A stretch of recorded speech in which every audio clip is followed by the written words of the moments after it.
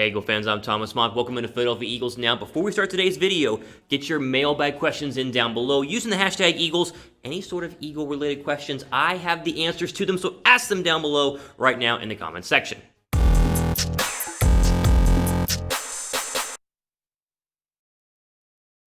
All right, so it's here on a Wednesday, and we need to go ahead and break down the latest Eagles news and rumors. A bunch of stuff is swirling. There's a lot of stuff that you will see nationally at like a big-name website, ESPN, Bleacher Report, and then some smaller websites as well. Trade rumors, injury news, everything. We break it down here. I give you the full take, and honestly, the real take on it, because I feel like I understand at least exactly what is going on right now in Philadelphia. Starting with Zach Ertz. Was he shopped? Is he being shopped? Can he be traded? What is going on with Ertz? You're probably wondering. I have the answer. So the report is from multiple very well-verified sources that the Philadelphia Eagles were open and listening to trades for Zach Ertz before his injury. That's important, right? So we know that at least the Ravens and the Packers made a call to Philadelphia talking about and asking if they could go ahead and trade him. Philadelphia received those calls. They did not act upon those calls, but they at least received those calls, meaning that if they would have gotten a good offer, they probably would have accepted it. The problem is, Zach Ertz is now on IR with an ankle injury, and any player on either long-term or short-term IR this year cannot be traded. So the idea that Philadelphia can trade Zach Ertz between now and next Tuesday is virtually impossible unless they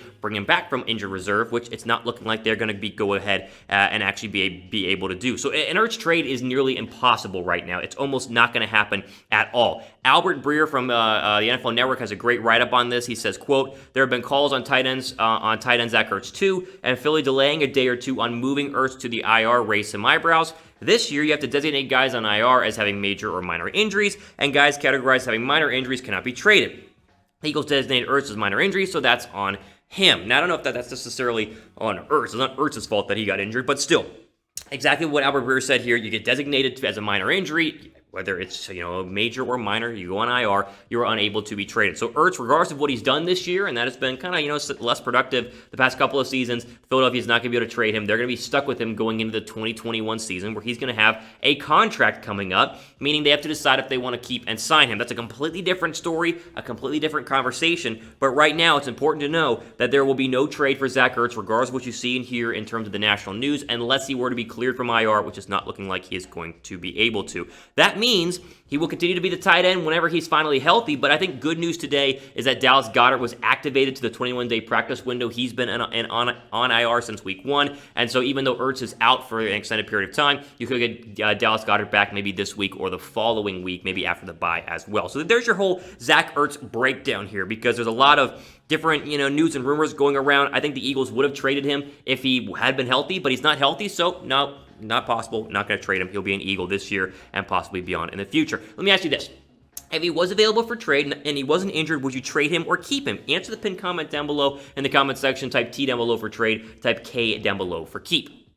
All right, so there is a quick thought here on Alshon Jeffery as well, because people are going to ask me about Alshon Jeffery. Jeffery is also been cleared from IR, so he's no longer on IR, but not healthy from his injury. But let me just say this. There are reports that Philadelphia could trade him. No team is going to offer you anything for Alshon Jeffery just because of his contract. I'd be shocked if a team wants to trade for Alshon Jeffery. So could it happen? Yes. Will it happen? Very, very, very unlikely, because he costs too much and has not been healthy. I mean, he hasn't been out there at all this year. It's just ridiculous that Alshon Jeffery's not healthy. But just side note, it's just not going to happen. What is going to happen, though, is a great deal on our Salute to Service official Eagles gear at chatsports.com/Philly Salute. And again, the link down below in the description box, chatsports.com/Philly Salute. A ton of great authentic Nike Salute to Service hats, hoodies, t-shirts, jerseys, and more. You see those flashing across your screen right now. I got one of the hoodies last year. Absolutely love it. I wear it almost every single day whenever it gets cold enough. It's not cold enough here in Atlanta yet, but when it is, it's in the closet and ready to rock. These look great. They support a great cause, and of course,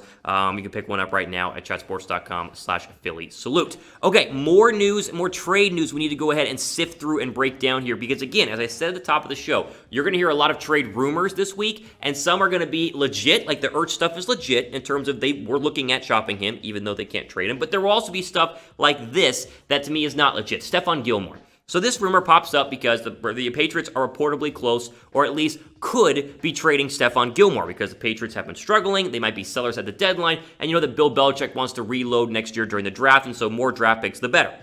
Now, we know the Eagles could use cornerback help, and this has led a lot of, little blogs, and you did different websites to try and speculate maybe Philadelphia could trade for Stephon Gilmore. That's all it is. It's speculation. Now, the reason it's not going to work is because Gilmore's going to cost you $16.42 million against the cap in 2021. Guess who is not in a spot to assume a $16.42 million contract in 2021?